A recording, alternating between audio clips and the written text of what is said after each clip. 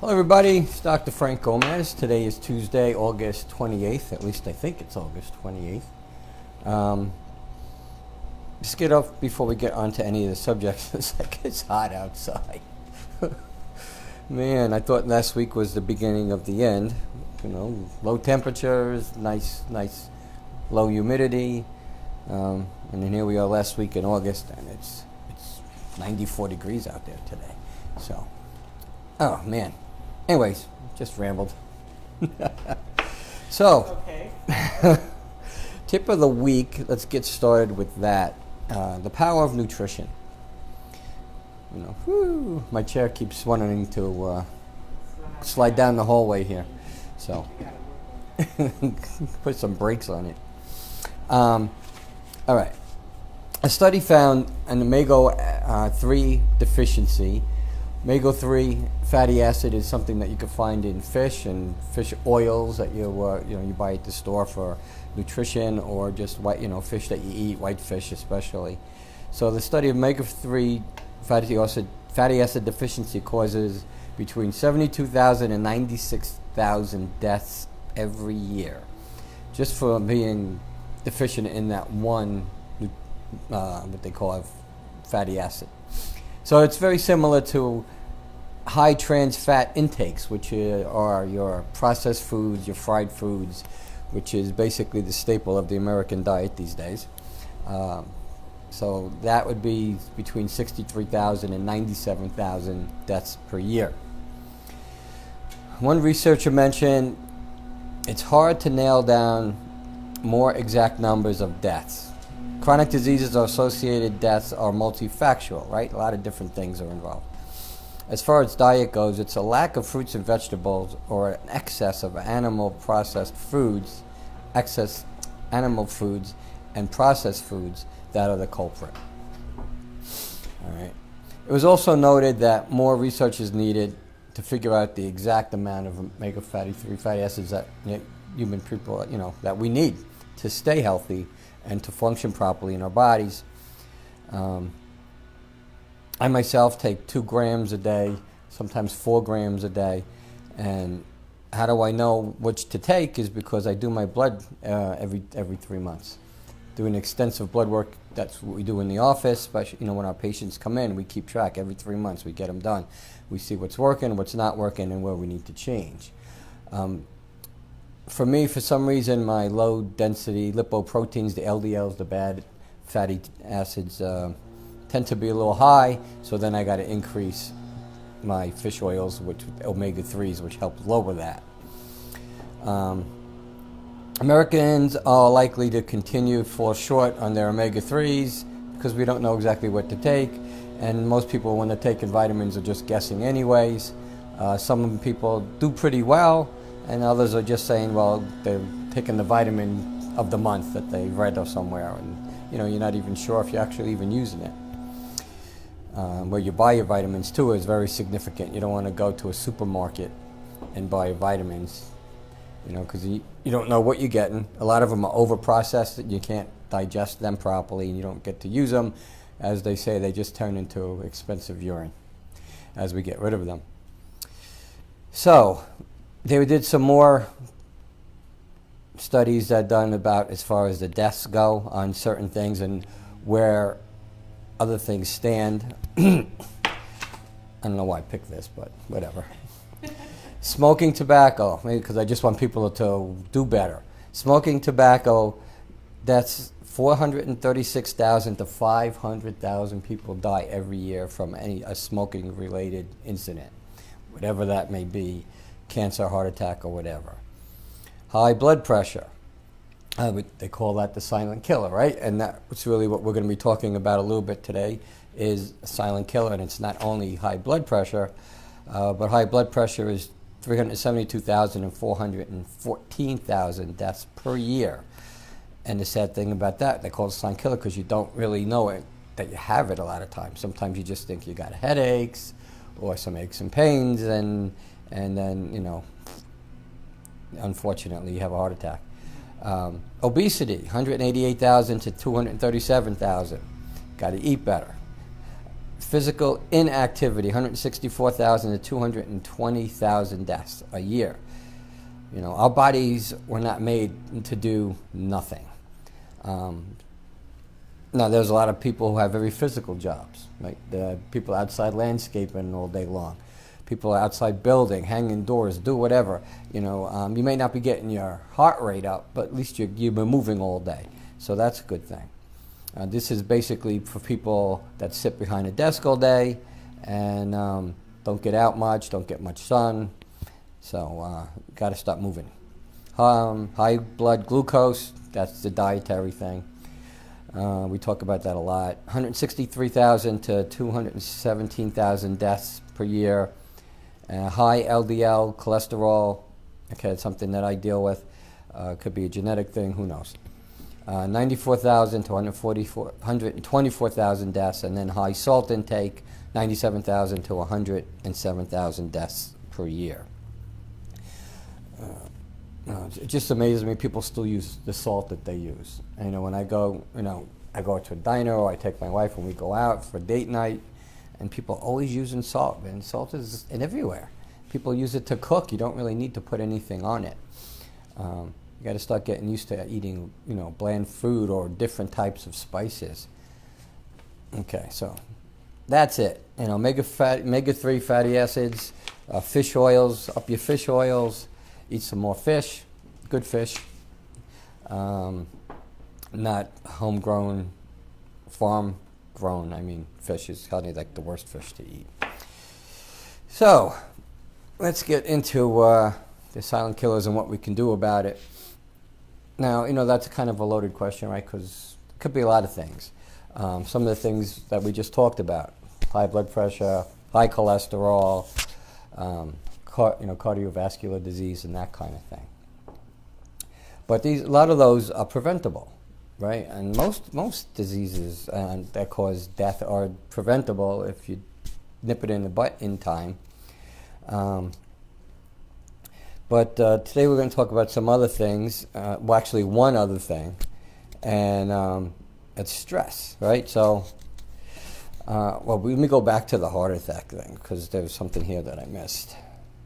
So if you ask the people who had a heart attack, if you were able to ask them the day before, how they felt, they would say, I felt pretty good, I felt fine, but they die of a heart attack the next day. That happens a lot. This was a while ago. I forget the gentleman's name. He wrote the book called Running, and he died of a heart attack. Yeah. He was a runner, right? Yeah. Yeah, he did. He was a runner. So, and he died of a heart attack. Now, if you would have told him what kind of shape you were in the day before, he said, "I'm in great shape." And then he just died of a heart attack. And people ask a lot of times, well, if they feel so good the day before, how can you die of a heart attack? Well, you may feel good, but it doesn't mean that you're actually healthy. All right, so healthy people don't die of a heart attack the next day. So there's something underlining there that they didn't know. We find a lot of things in the blood work at our office that could lead to more serious complications, because your blood work will tell us things before the symptoms even show up. So that's really important. That's one of the great things I love about doing the blood work that we do, that we can help so many people and then get them on the right diet and the right vitamins, and they start getting healthier. So let me get into the stress thing here. So if you're looking at stress, one of the things I noticed a long time ago, even probably before I went to school or whatever, is if you ever look at the presidents, right? When they first get in and then when they get out, right? Oh my God! When Obama first got in, right? He didn't have a gray hair in his head, right? And you look at him now, you're like, oh my God, he's like 30 years older, And the same thing with, I think Ronald Reagan was the only one that you couldn't tell, because he dyed his hair, he did whatever. But, all these other presidents, they age like 15, 20 years. In 4 years, it's crazy. I don't know anybody who'd want to be the president, man. That's just too much stress. Just can't deal with it. So you can't prevent stress. It's going to be there all the time. It can't be eliminated, but you can do certain things that can help you cope with it better. You know, a great way to do it, and so we're going to talk about meditation today. And actually, I wish my daughter would have came because she does all that, and she probably could have answered it a lot better than I can. But you know, if you don't know what meditation is, people think it's like some kind of crazy religious, mystical, strange thing that people do. You know, you sit up in your chair and you go, you know. And people do that because I know my daughter does that, you know. So, but it's all about just creating more relaxation in your body. I read something, and then I put it in this letter here that I'm reading from. Tells you what a good description of what meditation would be. So imagine you're in an ocean storm, big, huge 10, 15, 20-foot waves crashing down into the waters, you know, splashing up and just causing all kinds of turmoil. So let's also imagine that you took a stone and you threw it right into the water there. It's not going to do much, right?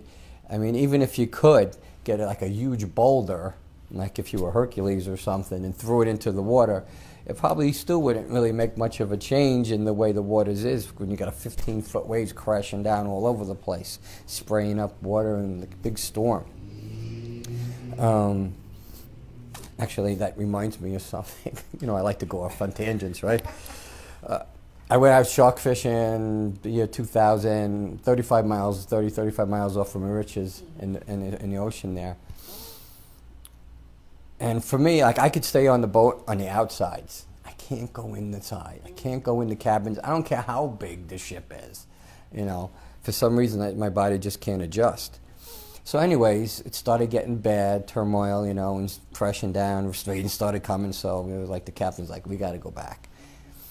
Right?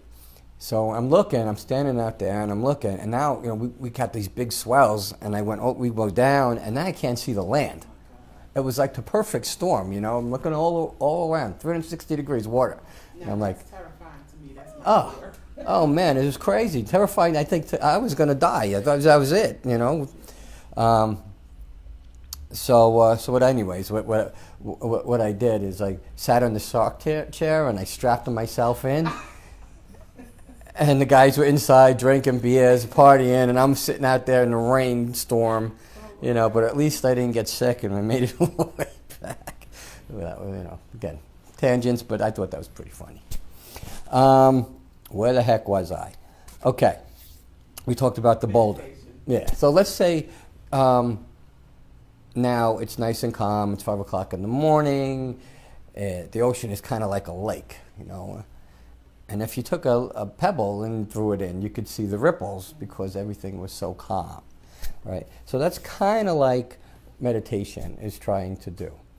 You know, it tries to relax our bodies so we can function a little better and focus a little bit better and, you know, relax our blood pressures and all kinds of things because meditation's really good for that and your body will actually function better.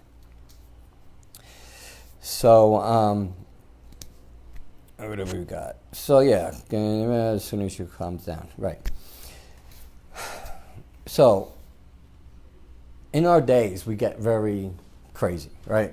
Very crazy. Thoughts are going all the time, you know, and you know, you're thinking in meditation, you're like, oh, you just can't think of anything. I don't know if you really cannot think of anything, you know, unless you've been dead, not good. You know, or if you've been enlightened, then you can do all that stuff. But, you know, meditate, you know, yeah, I can just say to you right now, don't think of anything. What are you thinking about? You're thinking about not thinking of anything, right? So something is always in there. But in our turmoil and throughout our days, you know, there's always a gap in between that kind of, you know, between each little storm that we have. So meditation tries to expand that. the gap. Expand our gap and, you know, and make it a better, you know, make it a better life, period, you know, for your day, for your hour, or whatever it is. You know, I meditate every morning, or almost every morning. I try to do it. And I started really small, like 1 minute at a time. I went on YouTube, there's 2, 3, 4, you know, minute videos that you can watch and do. So, I usually do about 20 minutes, and I go through a lot of different things. I go through life now, life in the past, and I kind of go through that forgiveness thing for that, because, forgiveness causes bad energies, and bad energies in our bodies can really play havoc and cause our health to decrease. So, I go through all that. One of the things I say to myself is I am free from anger and full of forgiveness. So I can get rid of a lot of that. And sometimes things are bad, and I got to do it a lot before it actually takes, but I'm doing it. And then I go through how life is now and things how I want to see. And then in the future, I kind of put myself into my future, my perfect future that I would like to see, so.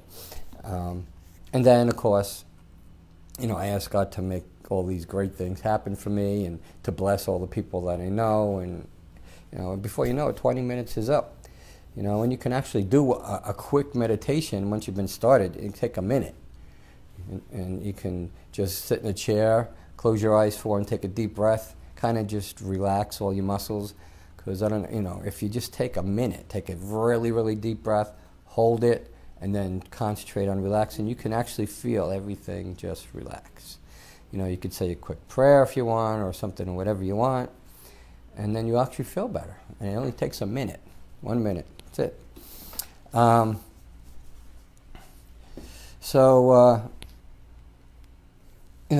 Again, when you're first starting, the worst thing that can actually happen to you when you meditate is you fall asleep. I do that a lot too. Because I'll go to the gym in the morning early. The gyms open at 4. Sometimes I'm there at 4 and there at 5 or whatever. Do my hour and a half, and I'll come home. And then there are times where I didn't sleep the night before because I was up late doing something or whatever. So I'm laying in my little man cave office in my house, and I start going through it, and the next thing I know, I'm sleeping. And I wake up, Yeah. But anyways, it's good. At least everybody can use a nap once in a while, or a little extra sleep. Your body knows what it needs, and you could force it as much as you want, but eventually either it's going to break down or, you're going to have to take it a little step. So that's really the gist of the talk today about meditation. Is everybody should do it. It's not a religious thing. It's real easy to do. Even if it takes 1 minute in a day and you get started, go on YouTube. You can find a whole bunch of different kinds of meditations, things that you like. And even when I'm sitting at my desk at home and doing my paperwork or my social media work, I put on, for me, the ocean, crashing waves is very relaxing, and I could put my earbuds on and just relax while I'm working. It's kind of a oxymoron to say to relax while you work, but for me it works, and maybe it'll work for you too. So, all right. Again, if my office is located, I never even got into that. My office is located in Sayville on Sunrise Highway, 4844 Sunrise Highway in Sayville. Again, this is churchtalkradio.com. Also on Facebook Live on my Total Health Wellness page. If you have any questions about anything that we go over today, just leave a comment on the bottom and I'll get back to you. I noticed we have some people leaving some comments. If there's something that you want me to go over, you have a question and I'm going to put it on the show, I can do that too. So, and what's the number here if you want to give a call? 631-766-9931 if you want to give a call. How much time we got left, Bishop? Oh, we got 9 minutes. Okay. So let's go into our inspirational story here. It's just if you want to know, I don't make these up. I kind of look around, I'll find them. I might have them on some old newsletters that I've done in the past. So, one homeless man teaches the world the meaning of happiness. Now, when I saw happiness in the main title here, it was spelled with a Y. So what I do? I changed it to an I, right? I was like, bees, they misspelled it, right? So then the very first thing I'm reading here, it says, stop trying to correct the spelling. Happiness is spelled with a Y for a reason. And I was like, okay, sounds interesting. A reason that may change your life and make you happier. If you don't believe it, read on, and you will be proven wrong. Here's why. Imagine if a movie was made and it was based on your life. What would it be like? Would it be interesting, educational, intuitive, fascinating? Would it tell an incredible tale about persevering over incredible odds? And I know a lot of people go through that one. A never giving up attitude, right? You never lose unless you quit, no matter what. So never quit. A triumph over tragedy? Or would it be boring, not eventful, or even full of scenes where you put in minimal effort and then just quit? Would anyone want to come and see a movie of your life? Tough question to really face up to. Well, it's not for Chris Gardner. That's the gentleman that we're getting into the story about. Why not? Well, a movie was made about Chris Gardner's life, and it was a blockbuster. And there are a very good chance that you saw the movie, but just didn't know it was based on Chris's life. The name of the movie is The Pursuit of Happiness, and Will Smith played Chris Gardner. I never saw that, so I still keep saying since I read this, I was going to watch it, and I didn't watch it. But oh, is that the one? Yeah, I saw commercials. I just never watched it. The movie tells the story of how Chris was once homeless, living in the street with his 2-year-old son, and went on to become a multi-millionaire stockbroker. If you haven't seen the movie, check it out. It's well worth your time, and I am definitely going to do that before this week is out. But Chris's real life is even better than the movie. Chris is one of the wisest people you ever come across. If you listen to him and just saw a few minutes, he will say something that could change almost anyone's life.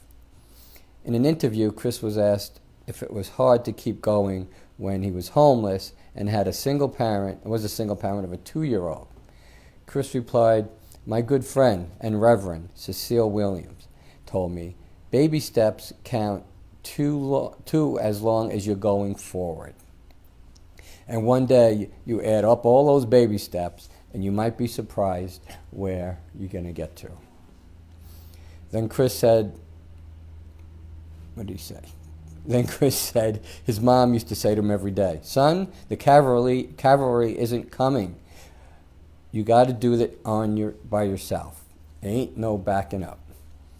That's blunt and profound words from his friend and mother, combined with his self-expectation and drive to be the best, shaped the destiny of one of the greatest rags to riches stories I could imagine. When the interviewer asked Chris if he knew anything about the job he was applying for, he said, "No, but I knew I wanted to be a world-class at something." Imagine a homeless guy with a 2-year-old son wanting to be world-class at something. Chris might not have been the only one who believed his dream would come true. That's not what it says. Chris might have been the only one who believed his dream would come true. Possibly the most important quality about Chris came out when the interviewer asked him why he spelled happiness with a Y. Chris explained that the Y means you. If you ask everyone in the room to define happiness, you will come across a different definition from everyone. The key is being bold enough to pursue it. Then the interviewer asked, "What makes Chris Gardner happy?" Money is the least significant aspect of wealth. What makes me happy now, I'm healthy. As a single parent, I raised 2 children that have become fabulous young people. And now I'm in a position to do work that reflects my values. Words we can all live by. I heard this once a while back, and I'm going to paraphrase it, but it says, wealth is what you have left after everything you have is gone. Right? I know for me, I got divorced, as a lot of people do, right? I lost everything, literally, living on the street. And I lost a lot of friends, so-called, maybe, friends. I mean, I had money, they were my friends, and then when I didn't have any money, they weren't really around. But for the ones that did stay and for the new ones that I picked up, they loved me for me. They didn't care about the money. They didn't really care about any of the, things that you go out and you buy, all that material stuff. So that is words to live by, And God gives us a purpose in life, and one of the things that I believe that things that we need to figure out is what our purpose is, and to fulfill that purpose for the Lord. And most of the time, it has nothing to do with us. I have a men's organization that I run, and I tell them it's not about us here. I mean, you came here to get whatever you needed, but it's never about us or this group. It's about who we help, and some of the things that we can do here. We've saved marriages. We've helped men literally from killing themselves, and which would destroy not only their marriage, but would cause heartache for their children. It's terrible what's going on out there. But anyway, a real good story, and I just wanted to bring that to you. So we only have a minute or two left. Again, my name is Dr. Frank Gomez, Sayville, New York, 4844 Sunrise Highway. My number there is 631-991-3492. If you have any questions, feel free to call and leave them, and then I'll get back to you, or leave a comment at the bottom. We're here at churchtalkradio.com, here every Tuesday at 12 o'clock. So for now, I'll see you all next week. God bless. Be happy.